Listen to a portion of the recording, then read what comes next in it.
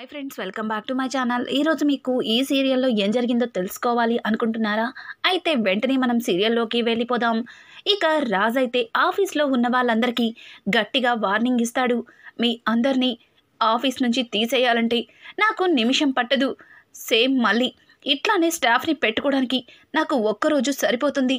చూడండి, ఒళ్ళు దగ్గర పెట్టుకొని వర్క్ చేయండి అని చెప్పి ఇక అందరినీ కూడా గట్టిగా వార్నింగ్ ఇచ్చి శృతిని తన క్యాబిన్లోకి రమ్మని పిలుస్తాడు. శృతి అయితే అమ్మో అందరికీ అయిపోయింది, ఇప్పుడు నాకుంటుందేమో అని చెప్పి శృతి భయపడుతూ రాజ్ దగ్గరికి వెళ్తుంది. రాజ్ శృతి వైపు చూస్తూ ఏంటి ఏంటి డిజైన్స్, అసలు వీటిని ఎవరు వేశారు అని అడగడంతో దానికి శృతి అది అది నేనే వేశాను సార్ అని చెప్పి శృతి చెబుతూ ఉంటుంది. ఇదిగో ఇట్లాంటి చెత్త డిజైన్స్ ఇవ్వడం వల్లే మనకి వచ్చిన కాంట్రాక్ట్స్ అన్నీ క్యాన్సిల్ అయిపోతున్నాయి. అసలు ఈ డిజైన్స్ ఏంటి, వెళ్ళి కొత్త డిజైన్స్ వేసుకురా అని చెప్పడంతో దానికి ఇక శృతి అయితే సార్ అని మాట్లాడుతూ ఉంటే దానికి రాజ్ ఏంటి ఇంకేమన్నా చెప్పాలా అని అడగడంతో అది కాదు సార్, మీరు రోజు ఆఫీస్కి వస్తారా అని చెప్పి శృతి అడగడంతో మరి ఆఫీస్కి రావాలా వద్దా చెప్పు, పోని నువ్వు ఎలా చెప్తే అలాగే చేస్తాను అని చెప్పి రాజ్ గట్టిగా శృతి మీద అరుస్తాడు. దానికి శృతి అది కాదు సార్, మీరు లేకపోవడం వల్ల అసలు ఆఫీస్లానే లేదు, అందుకే మీరుంటే బాగుంటుందని అడిగాను అని చెప్పి శృతి చెప్పడంతో వస్తాలే వెళ్ళు అని చెప్పి రాజ్ అయితే శృతి మీద అరుస్తాడు. ఇక శృతి వెళ్తూ మళ్ళీ వెనక్కి వచ్చి సార్ అని పిలవడంతో మళ్ళీ ఏమైంది అని గట్టిగా అరుస్తాడు. అది కాదు సార్, అది కావ్య మేడం వస్తారా సార్ అని అడగడంతో ఆ కళావతి లేకపోతే నువ్వు డిజైన్స్ వెయ్యలేవా, వెళ్ళి డిజైన్స్ ఇవ్వు అని చెప్పి ఇక రాజైతే ఆ శృతి మీద గట్టిగా అరుస్తాడు. శృతి మౌనంగా మాట్లాడకుండా బయటకి వెళ్ళిపోతుంది. అమ్మో కావ్య మేడం ఈయనతో ఎలా తట్టుకుంటున్నారో అని చెప్పి ఇక శృతి డిజైన్స్ వేయడం మొదలు పెడుతుంది. అలాగే ఇక్కడ చూస్తే కావ్య కొత్త ఆఫీస్లో ఎంటర్ అవ్వగానే మేనేజర్ కావ్యని చూసి చాలా సంతోషిస్తాడు. ఇక మేనేజర్ మాట్లాడుతూ చూడండి, మీరు వేసే డిజైన్స్కి గొప్ప పేరుందని నాకు తెలుసు. ఇప్పుడు మీ మీద నమ్మకంతో పెద్ద కంపెనీ వాళ్ళతో డీలింగ్ కుదుర్చుకున్నాను. మనం వేసిన డిజైన్స్తో వాళ్ళు మన నుంచి ఎక్కడికి వెళ్ళకూడదు, మీరు అంతే మంచిగా డిజైన్స్ వేసి ఇవ్వాలి అని చెప్పి ఇక ఆ మేనేజర్ కావ్యతో చెప్పడంతో దానికి కావ్య ఓకే సార్, ఖచ్చితంగా మీరు నా మీద నమ్మకాన్ని ఎప్పటికీ తప్పు కానివ్వను, ఖచ్చితంగా ప్రూవ్ చేసుకుంటాను, మీకు కావలసిన డిజైన్స్ని వెంటనే వేసి ఇవ్వగలను అని చెప్పి ఇక కావ్య మేనేజర్తో చెప్తుంది. మేనేజర్ కూడా చాలా ఆనందపడుతూ సరేనండి, ఈరోజు నుంచే మీ వర్క్లో మీరు జాయిన్ అయిపోండి అని చెప్పి తన క్యాబిన్ని చూపిస్తే ఇక కావ్య తన క్యాబిన్లో కూర్చుని డిజైన్స్ని గీయడం మొదలు పెడుతుంది. ఇక ఇంతలో అనామిక అయితే ఆ మేనేజర్కి కాల్ చేసి తన క్యాబిన్లోకి అయితే పిలుస్తుంది. అనామిక ఉన్న క్యాబిన్లోకి వెళ్ళేసరికి ఇక మేనేజర్ని చూసిన అనామిక ఏంటి ఆ కావ్య వచ్చిందా అని అడగడంతో రావడం ఏంటి మేడం, మీరు చెప్పినట్టుగానే మనకి కావాల్సిన డిజైన్స్ గురించి కూడా చెప్పాను, తను రేపటికల్లా మనకి కావాల్సిన డిజైన్స్ని వేసిస్తాను అంది అని చెప్పడంతో వెంటనే ఇక పక్కనే ఉన్న సామంత్ అయితే బేబీ ఇదంతా నీ వల్లే, ఒకప్పుడు Swaraj group of company number 1 పొజిషన్లో ఉండేది, నేను ఎంత కష్టపడ్డా సెకండ్ పొజిషన్లోనే ఉంది, ఒక్కసారి కూడా నెంబర్ 1 పొజిషన్లోకి మన కంపెనీని తీసుకెళ్ళలేకపోయాను, కానీ ఈరోజు నువ్వు నా లైఫ్లోకి రావడం వల్ల నాకు అదృష్టం వచ్చింది, నాకిక నమ్మకం వచ్చేసింది అని చెప్పి ఇక సామంత్ అయితే అక్కడ మేనేజర్ ఉన్నాడని కూడా చూడకుండా అనామిక దగ్గరికి వెళ్ళి అనామికని హక్ చేసుకుంటాడు. అనామిక కూడా నేను కోరుకున్నది నీ కంపెనీ నెంబర్ 1 పొజిషన్లో ఉండడం కాదు, ఆ స్వరాజ్ గ్రూప్ ఆఫ్ కంపెనీ ఆ దుగ్గిరాల కుటుంబం నడి రోడ్డున పడాలి. ఇక అనామిక అయితే ఆ కుటుంబం మీద ఈ పగ తీర్చుకోవడానికి అని చెప్పి తన మనసులో అనుకుని సంబరపడిపోతుంది. ఇక అక్కడి నుంచి ఆ మేనేజర్ అయితే వెళ్ళిపోతాడు. ఇక ఇక్కడ చూస్తే రుద్రాణి అయితే ఎప్పుడెప్పుడు ఈ కంపెనీ పతనం కోరుకుంటుందో, అది ఎప్పుడు జరుగుతుందో అని చెప్పి రుద్రాణి తెగ టెన్షన్ పడుతూ అటు ఇటు తిరుగుతూ ఉండగా ఇంతలో రాహుల్ వచ్చి, మమ్మీ ఉదయం ఏవేవో పెద్ద పెద్ద మంటలన్నావు, ఇప్పుడేంటి ఇంత టెన్షన్ పడుతున్నావు అని అంటుంటే, చూడు రాహుల్, మనం అనుకున్నదెప్పుడు అనుకున్నట్టు జరగదు. ఒక్కొక్కసారి అనుకున్నవి కూడా జరుగుతాయి. కావ్య వెళ్ళి ఆ సామంత్ గ్రూప్ ఆఫ్ కంపెనీకి డిజైనర్గా వర్క్ చేస్తుందని ఏ రోజన్నా మనం అనుకున్నామా? కానీ అదే కంపెనీకి డిజైనర్గా వెళ్ళింది. తనకి తెలియని విషయం ఏంటంటే తను ఆ కంపెనీకి డిజైన్స్ వేసిస్తుంది అన్న సంగతి తెలియదు అని రుద్రాణి అయితే రాహుల్తో చెప్పడంతో ఒక్కసారిగా రాహుల్, మమ్మీ ఏం మాట్లాడుతున్నావు? నిజంగా నువ్వు చెప్పేది నిజమేనా? ఆ కావ్య సామంత్ గ్రూప్ ఆఫ్ కంపెనీకి డిజైనర్గానా? ఇదంతా కళ నిజమా అని చెప్పి రాహుల్ ఒక్కసారిగా సంబరపడిపోతూ మాట్లాడుతుంటే, చూడు రాహుల్, నువ్వు మరి అంత ఉత్సాహపడిపోకు. తను తన భర్తకి ఎగెనిస్ట్గా డిజైన్స్ వేసిస్తుంది అన్న సంగతి కావ్యకి తెలిసిన మరుక్షణం ఆ కంపెనీలో రిజైన్ చేసి వెళ్ళిపోతుంది. నువ్వు ఈ విషయాన్ని స్వప్నకి తెలిసేలా చెయ్యకు అని చెప్పి ఇక రుద్రాణి అయితే రాహుల్తో మాట్లాడుతుంది. రాహుల్ కూడా ఇంకా రుద్రాణి చెప్పిన మాటలకి తెగ సంబరపడిపోతాడు. ఇక ఇక్కడ చూస్తే రాజ్ శృతిని గట్టిగా ఆర్చి డిజైన్స్ తెమ్మని చెప్పడంతో తను కొత్తగా వేసిన కొన్ని డిజైన్స్ని శృతి రాజ్ చేతికి ఇస్తుంది. ఇంకా రాజ్ అయితే ఆ డిజైన్స్ చూసి, ఏంటి డిజైన్స్, అసలు ఇలా వేస్తున్నావేంటి? ఇంతకు ముందు బాగానే వేసేదానివి కదా అని చెప్పి రాజ్ అయితే ఇక శృతి మీద గట్టిగా అరుస్తాడు. శృతి భయపడుతూ, సార్, ఇంతకు ముందు ఏదైనా మిస్టేక్ ఉంటే దాన్ని సరిచేసి కావ్య మేడం దాన్ని అందంగా తీర్చిదిద్దేవారు. ఇప్పుడు అలా చెప్పటానికి నా పక్కన ఎవరు లేరు కదా సార్ అని చెప్పి ఇంకా కావ్య మేడంని అడిగితే మనకి కావలసిన డిజైన్స్ ఖచ్చితంగా వేసి పెడతారు ఒక్కసారి అని శృతి మాట్లాడుతుంటే, షటప్ శృతి, ఈ ఆఫీస్లో వర్క్ చేస్తుంది నువ్వు. నీ శాలరీ ఆ కళావతి తీసుకుంటుందా, నువ్వు తీసుకుంటున్నావా? మరి ఆ కళావతి గురించి ఎందుకు మాట్లాడుతున్నావు? అయినా మిమ్మల్ని నమ్ముకొని జరిగే పని కాదు. రేపు కొత్త క్లయింట్స్కి డిజైన్స్ ఇవ్వాలి, నేనే ఏదో ఒకటి చేయాలి అని చెప్పి రాజ్ అయితే ఆవేశంలో బయటికి వెళ్ళి ఒక కాఫీ షాప్లో కూర్చుని ఉంటాడు. అదే అక్కడ ఇక సామంత్ కూడా రాజ్ని చూస్తాడు. అనామిక సామంత్ని రాజ్ దగ్గరికి రెచ్చగొట్టి పంపిస్తుంది. ఇక సామంత్ అయితే రాజ్ దగ్గరికి వెళ్ళి, హాయ్ రాజ్, ఎలా ఉన్నావు? నేను Samanth group of company chairman. మీది ఎప్పుడు కూడా నెంబర్ 1 పొజిషన్లో ఉంటుందని మీ కంపెనీ గొప్పగా ఫీల్ అవుతావు కదా. ఈసారి దాన్ని తారుమారు చేస్తాను. మీ కంపెనీని కొల్లగొట్టి ఆ పొజిషన్లోకి నేను వస్తాను. రేపు కొత్త క్లయింట్స్ దగ్గర మీటింగ్లో వాళ్ళకి నచ్చే డిజైన్స్ని అందిస్తాను. ఇక రేపటితో నీ కంపెనీ మొదటి స్థానంలో ఉంటుందో రెండో స్థానంలో ఉంటుందో తెలిసిపోతుంది అని చెప్పి సామంత్ అయితే రాజ్తో శపథం చేస్తాడు. రాజ్ సామంత్ మాటలకి చాలా ఆవేశంగా అక్కడి నుంచి వెళ్ళిపోతాడు. వీళ్ళని నమ్ముకుంటే కాదు, నా కంపెనీ రెండో స్థానంలో ఉండడానికి వీల్లేదు.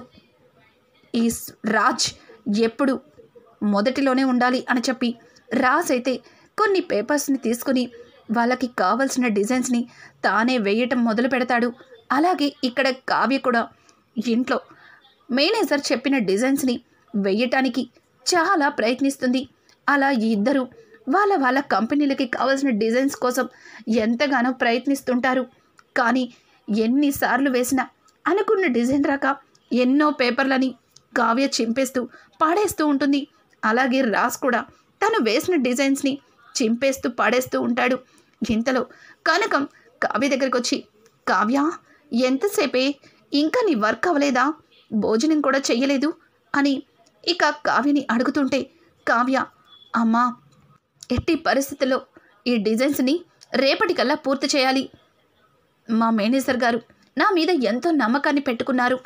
నేను వీటిని పూర్తి చేసి తీరాల్సిందే అని అనడంతో, నీ మనసు ఒక దగ్గరుంటే నువ్వు ఎట్లా డిజైన్స్ వేయగలుగుతావే? నువ్వనుకున్నది ఎన్నటికీ వెయ్యలేవు. నీ మనసులో, అదే నీ బ్రెయిన్లో ఏదైతే ఆలోచిస్తున్నావో అది మాత్రమే గీయగలవు అని చెప్పడంతో కావ్య ఒక్కసారిగా ఆశ్చర్యంగా కనకం వైపు చూస్తుంది. కనకం, అవును, ఒక్కసారి నువ్వేమేస్తున్నావో చూడు అని అడగడంతో దానికి కావ్య తాను వేసిన డిజైన్ని చూస్తుంది. అందులో రాజ్, కావ్య సంతోషంగా ఉన్న కొన్ని జ్ఞాపకాలని బొమ్మగా ఆ పేపర్ మీద గీస్తుంది. ఒక్కసారిగా కావ్య అది చూసి చాలా బాధపడుతుంది. చూడు కావ్య, నువ్వు అల్లుడు గారిని ఎంతలాగా మర్చిపోలేకపోతున్నావో నాకు తెలుసు. అల్లుడు గారు ఆవేశంలో తొందరపడి ఒక మాట అన్నారు. దాన్నే మనసులో పెట్టుకుని ఇలా నీ కాపురాన్ని పాడు చేసుకుని అలిగి పుట్టింట్లో కూర్చోడం ఏమాత్రం కూడా కరెక్ట్ కాదు. ఒక్కసారి ఆలోచించు, నేను చెప్పేది అర్థం చేసుకో అని అంటుంటే, అమ్మా నువ్వెళ్ళు, నాకు పనుంది, నన్ను డిస్టర్బ్ చేయొద్దు అని చెప్పి ఇక కావ్య ఆ వేసిన ఫోటోని పక్కన పెట్టేసి మళ్ళీ కొత్త డిజైన్ కోసం ప్రయత్నిస్తుంటుంది. ఇక్కడ చూస్తే రాజ్ ఎన్నిసార్లు డిజైన్స్ వేసినా అస్సలు కుదరవు.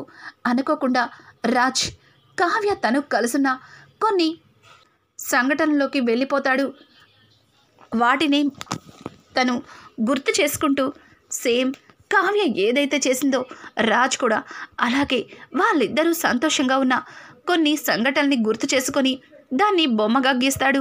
అది చూసి ఒక్కసారిగా షాక్ అవుతాడు. ఇదేంటి, నేను ఒకప్పుడు చాలా బాగా డిజైన్స్ వేసేవాడిని, కానీ ఈ కళావతి నన్ను బాగా డిస్టర్బ్ చేస్తుంది. ఎంతలా అంటే కనీసం డిజైన్స్ వేసే దగ్గర కూడా తన బొమ్మనే వేసే అంత లేదు, వీల్లేదు. ఎట్టి పరిస్థితుల్లో నేను ఈరోజు డిజైన్స్ వేసే తీరాలి. ఆ సామంత్ గ్రూప్ ఆఫ్ కంపెనీ అంతలాగా విర్రవీగుతున్న సామంత్ పొగరని అనగదొక్కుతాను అని చెప్పి ఇక రాజైతే తన మనసులో అనుకుని తాను వేసిన పేపర్ని పక్కన పెడతాడు.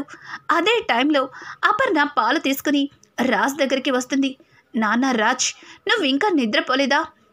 ఏంటి, నీకు కావ్యలా మంచి డిజైన్స్ రావట్లేదా అని అడగడంతో దానికి రాజ్ ఒక్కసారిగా అపర్ణ వైపు చూస్తాడు. ఏం మాట్లాడుతున్నావు మమ్మీ అని అంటుంటే, అవును నిజమే మాట్లాడుతున్నాను, నీ మనసులో కూడా అదే కదా అనుకుంటున్నావు. ఎంత వేసినా కావ్య వేసినట్టుగా ఎందుకు డిజైన్స్ రావట్లేదనే కదా నువ్వు ఇంతలా బాధపడుతున్నావు.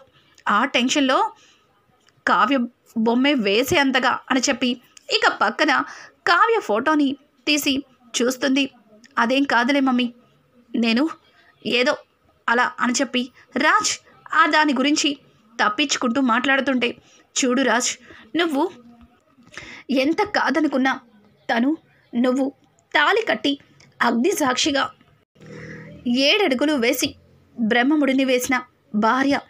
తనని నువ్వు ఎంత వద్దనుకున్నా ఆ దేవుడు మీ ఇద్దరి మధ్యలో వేసిన ఆ బ్రహ్మముడిని ఎవ్వరూ విడతీయలేరు. చూడు, ఈ అహాన్ని పక్కన పెట్టు. కావ్యని ఖచ్చితంగా నీకు కావలసిన డిజైన్స్ని వేసిమ్మను. తను ఉదయం నువ్వు కంపెనీకి వెళ్ళేలోపు నీకు కావలసిన డిజైన్స్ని అందిస్తుంది అని చెప్పడంతో, ఏంటి, ఆ పొగరబోతుకి నేను డిజైన్స్ అడగాల? అస్సలు నెవర్, అడిగేదే లేదు. మమ్మీ నువ్వేం టెన్షన్ పడకు, ఉదయం కల్లా నాకు కావలసిన డిజైన్స్ని నేను వేసుకుంటాను అని చెప్పి ఇక రాజ్ అయితే డిజైన్స్ని వేసుకుంటూ ఉంటాడు. చూడు రాజ్, నువ్వు ఆవేశంలో ఏం చేస్తున్నావో నీకు అర్థం కావట్లేదు అని చెప్పి ఇక ఆ గ్లాస్తో పాలని అక్కడ పెట్టేసి వెళ్ళిపోతాడు. ఉదయాన్నే Swaraj group of company chairman రాజ్కి, అలాగే Samanth group of company chairman Samanth ఇద్దరు కూడా వాళ్ళ డిజైన్స్ని కొత్త క్లయింట్స్కి చూపిస్తుంటాడు. వాళ్ళందరికీ కూడా సామంత్ గ్రూప్ ఆఫ్ కంపెనీ తీసుకువచ్చిన డిజైన్స్ నచ్చదయ్యి, అలాగే వాళ్ళ కాంట్రాక్ట్స్ అన్నీ కూడా సామంత్ గ్రూప్ ఆఫ్ కంపెనీకే ఇస్తారు. అదంతా చూసిన రాజ్ ఏమీ అర్థం కాక వాళ్ళ వైపు అమాయకంగా చూస్తాడు. అలాగే సామంత్ తీసుకొచ్చిన డిజైన్స్ అచ్చం కళావతి వేసినట్టుగానే ఉన్నాయి. ఇవి కళావతినే వేసిందా అన్నట్టుగా అనిపిస్తుందేంటి అని చెప్పి రాజ్ తన మనసులో అనుకుంటాడు. నిజం చెప్పాలంటే నా డిజైన్స్ కన్నా అవే బాగున్నాయి అని చెప్పి రాజ్ తన మనసులో అనుకుంటాడు. ఇక నెంబర్ 1 పొజిషన్ నుంచి నెంబర్ 2కి దిగజారిపోయిన రాజ్ చాలా నిస్సహాయంగా తల కిందకి దించుకొని బయటికి వస్తాడు. అలాగే కొన్ని కంపెనీల వాళ్ళు రాజ్కి కాల్ చేసి, సార్, మీ కంపెనీ మీద ఎన్నో ఆశలతో మా షేర్లన్నీ మీ కంపెనీకే పెట్టాం, కానీ ఇలా మీ కంపెనీ అంచెలంచెలుగా దిగిపోతుంటే మా షేర్లన్నీ పడిపోతున్నాయి.